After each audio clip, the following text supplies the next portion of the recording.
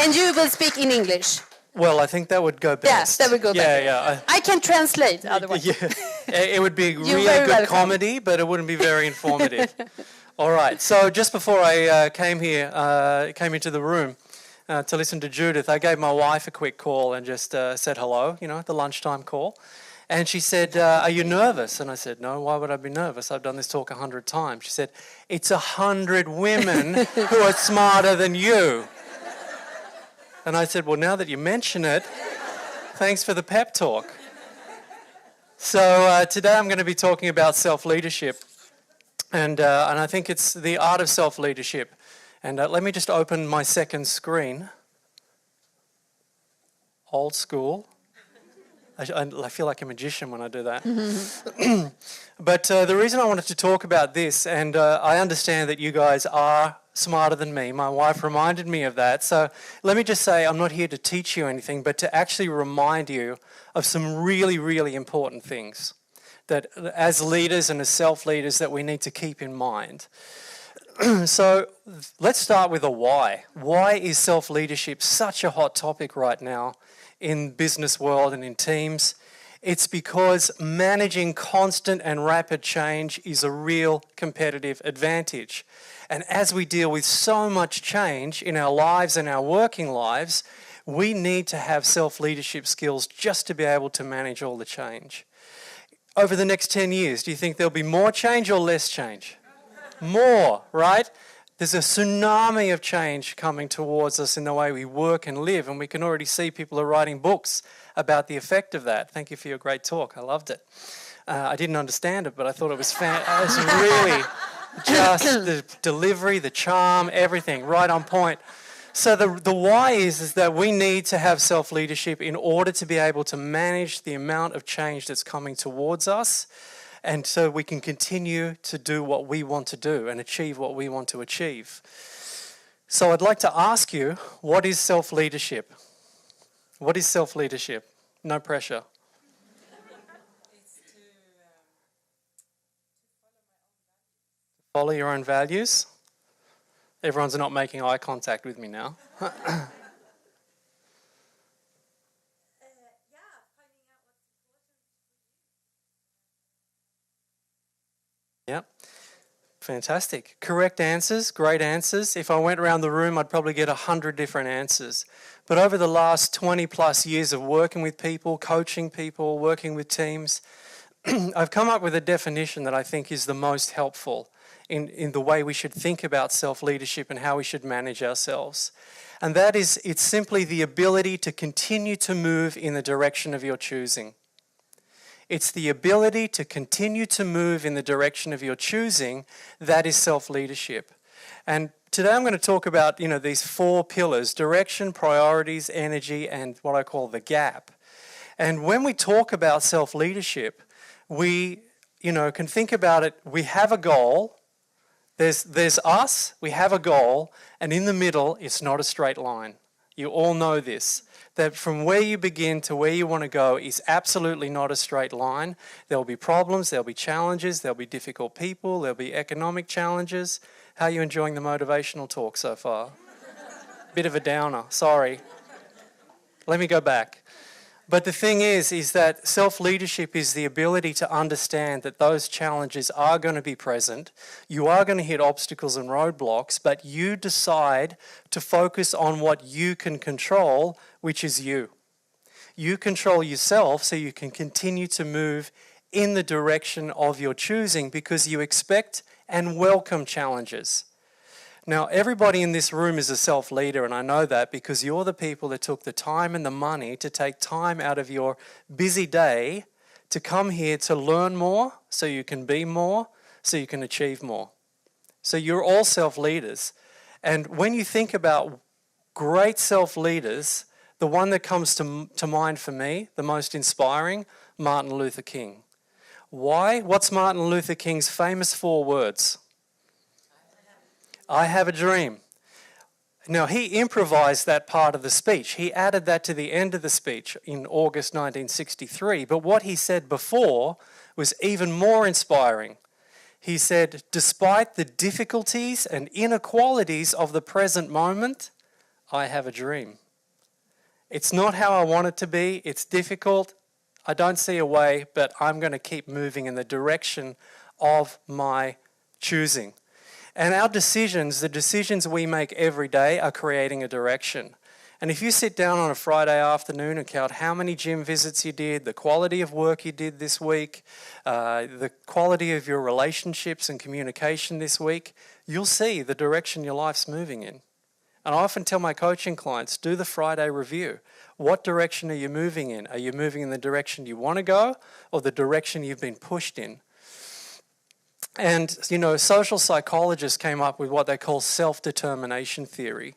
And this is what they believe is the things that actually motivate us. If you've read the book Drive by Daniel Pink, which I recommend, this really, speaks about these three pillars. And the first one is autonomy, the ability for us to have control over our own decisions and destiny. And there are people who are literally risking their lives every day in other parts of the world fighting for that right, the one that we have and we take for granted. But this autonomy is something that really motivates us. And in our working life, we can see that it's played out in micromanagement being absolutely a no-no, and people really wanting to be able to work and complete tasks and challenges in their own way. The second thing is mastery. Now, the great American violinist Yehudi Menuhin was a child prodigy, and he was performing violin on the world stage at 8 years old.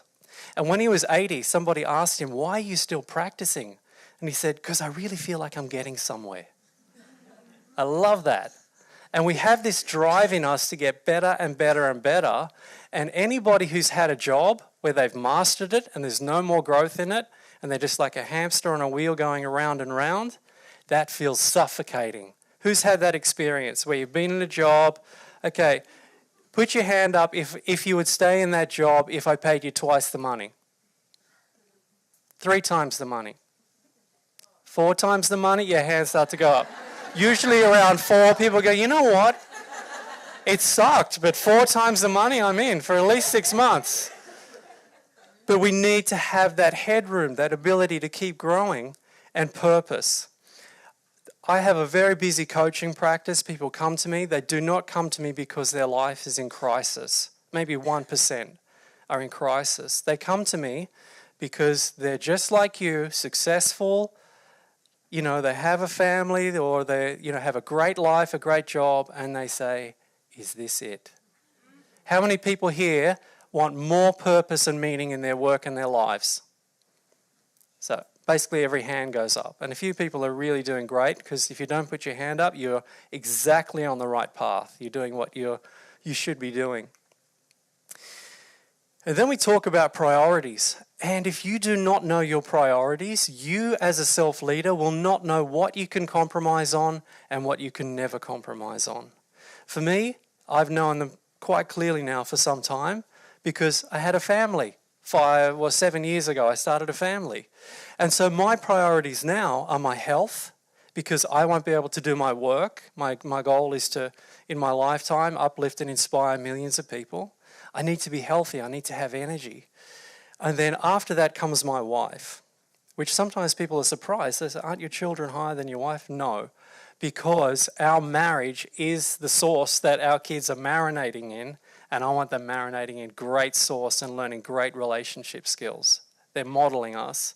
And then, of course, my children, who I just love beyond all reason. Yeah, but I'm really clear. And so sometimes opportunities come to me, like someone says, could you please travel around Europe and teach all of our leaders for 3 months? It's like, no, I'm sorry, I can't. Because I need to be home with my wife and I need to be with my children. That's my priority. It's a great offer. My ego wants to do it. Oh my God, my ego, it just wants to do it so badly. But I know that it will not work for me. So your homework, and I really want you to do this, promise me you'll do this, when you're leaving here with whoever you came with, as you're going back to work, I want you to really get clear my top 3 priorities. Please put your hand up if you promise to do this little bit of homework. It's a free seminar, come on. It's not much. But if you just do this, your decision making will improve exponentially. And quite often when you've made a decision that doesn't feel right, it's because you've gone against your own priorities. Your ego has taken the lead and it's taking you down the wrong road. So now, in this era of time, we have this word influencer. I met a girl recently, a young lady, fantastic young lady, looked fit and healthy. She was wearing all of the exercise gear. I said, "What do you do?" She said, "I'm a fitness influencer." I said, "Could you fitness influence me while I watch Netflix? Is that something you can do?" Apparently that's not a thing. But when we hear all this talk about influencer, I prefer to, with my clients and with the people that I work with, to talk about becoming a magnet. Instead of sending this message out to the world that you're important, show the world that you're important through your energy and through your skills and talents. So become a magnet for opportunity with your energy. Now, I can tell you that in the marketplace today, basically whatever you have to sell, someone else is selling it. People can buy whatever you have to offer, whenever they want to buy it, in whatever color, shape, size, doesn't matter. So in the marketplace, you are the difference. In your industry, you are the difference. Your energy is the thing that makes the difference, and your energy is your influence. What you know is like 10% of it. The rest of it is who you are. And, you know, I could go through all of the studies about this and give you all the facts and figures, but sometimes it's just better to go with the poets, because the poets sum it up so beautifully. And the American poet-philosopher Maya Angelou said, "People won't remember what you said, they won't remember what you did, but they will never forget how you made them feel." Oh. That always gets a, oh. So, you know, we had a great time setting up today. We were singing Dirty Dancing songs, having fun. You know, why not? Because we are influencing each other with our energy all the time. And what Judith is going to remember 5 years from now is nothing what I said. It'll be the fact that we had a great laugh and a great time, right? Yeah. And we were really good on the Dirty Dancing. We'll save that for the next one. You're not ready. You're not ready for it yet. But your energy is your influence, and, you know, I need to be transparent. At different points in my life, I've brought opportunity towards me with my attitude, and I've pushed opportunity away with my attitude. Who recognizes that? So if we recognize that our energy is our influence, then we have to really acknowledge that at no point in time are we off duty when it comes to our influence and reputation. My journey to this talk started on January 17th, 1983, when I was 13 years old and I took my first drumming lesson. If you want to do the math, I'm 50. Save yourself the mental. 13 and 50, so subtract 5 is 2. Oh, he's 50. Yeah, I'm 50. But I took this drumming lesson on January 17th, 1983, and then I joined a band, and the guitarist in the band was Heath. Heath and I became great friends. Heath married a Swedish lady named Christine. Christine's sister Therese came to Sydney to visit her. I fell in love with Therese. If you saw her, you'd understand. I fell in love with Therese, followed her back to Sweden. Therese's best friend's husband, Paul, worked in the sales team. He introduced me to his boss.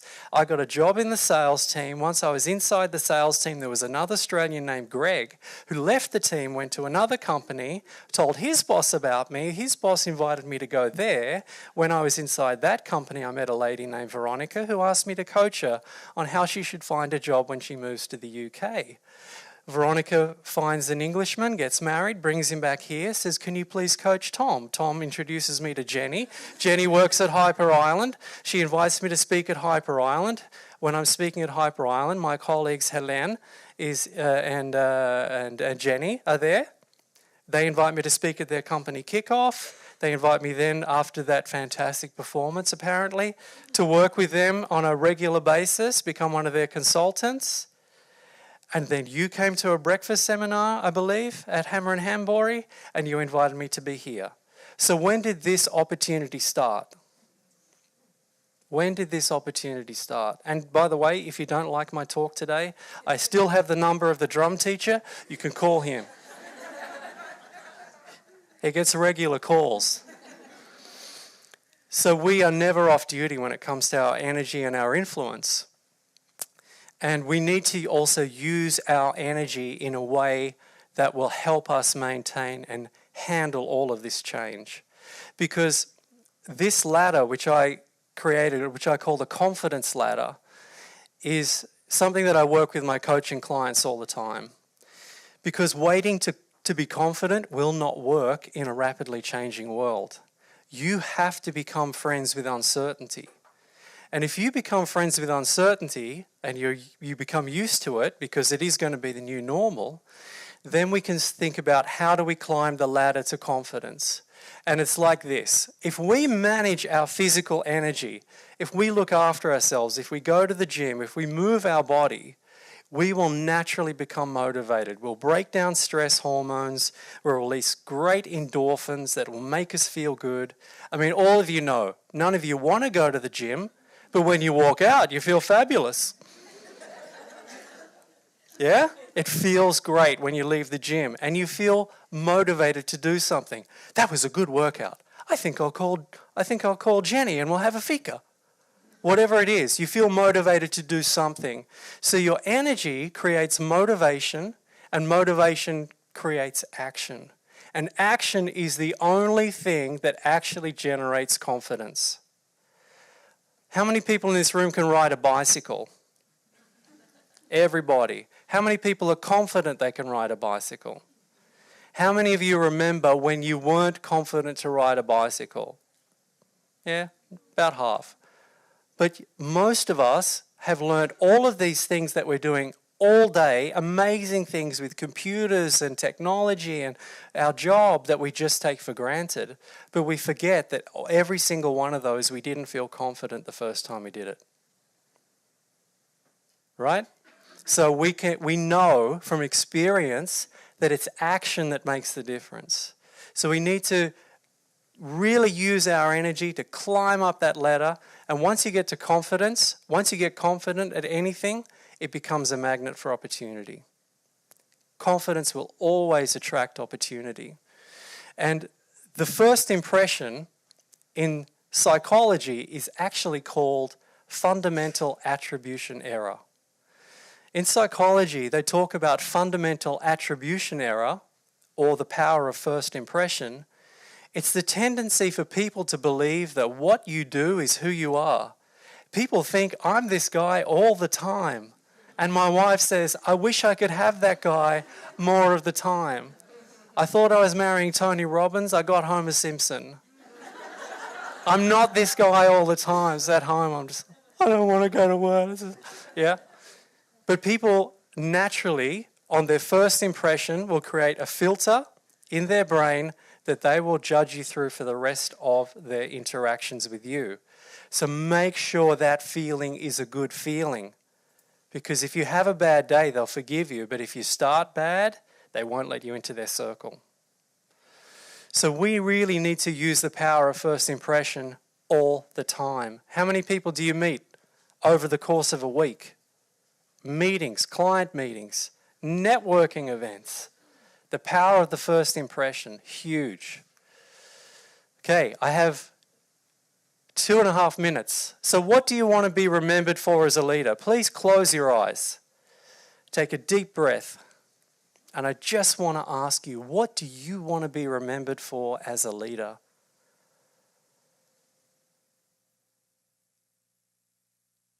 See yourself leading others, leading yourself, making a difference. What are you doing, saying, and being?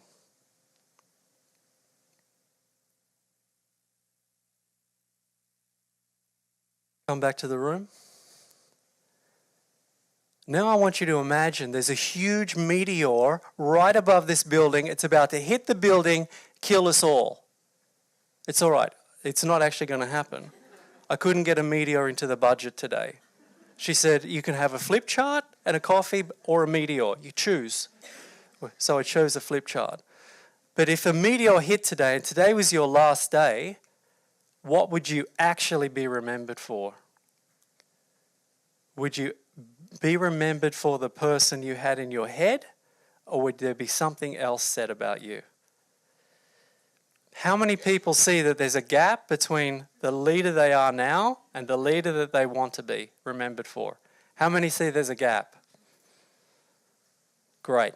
Now the gap is normal. The gap is never going to go away fully, but all the growth is in the gap. And self-leaders are willing to continually work on closing that gap. And if we continue to look at the gap between where we are and where we want to be, we'll get all the information we need about what we need to work on and what we need to focus on. And self-leaders are willing to do that difficult work of looking into the gap. Now, don't worry if there is a gap. The goal is just to get it as small as possible. But if you're a person like you are, which is a person that's evolving and growing, the gap will always be there. Make sense? Great. And finally, and I'm only 1 minute over, that's pretty cool. Every day, do what you said you were going to do, because excuses are not a career-building activity. Yeah? Excuses are not a career-building activity. And what I'd like you to do is every single time you say sorry and make an excuse over the next coming weeks, I want you to make a check mark. Because all of us are saying yes to too many things, spreading ourselves too thin, and especially ladies, you tend to put other people before you all the time. So learn to say no more so that you can do what you said you were going to do and not make any excuses. And when you make those check marks, yeah? At the end of the week, count them up. Next week, try and do one less. Just try and do one less. Thank you for having me. It's been great to be here. Much appreciated. Tack så jättemycket.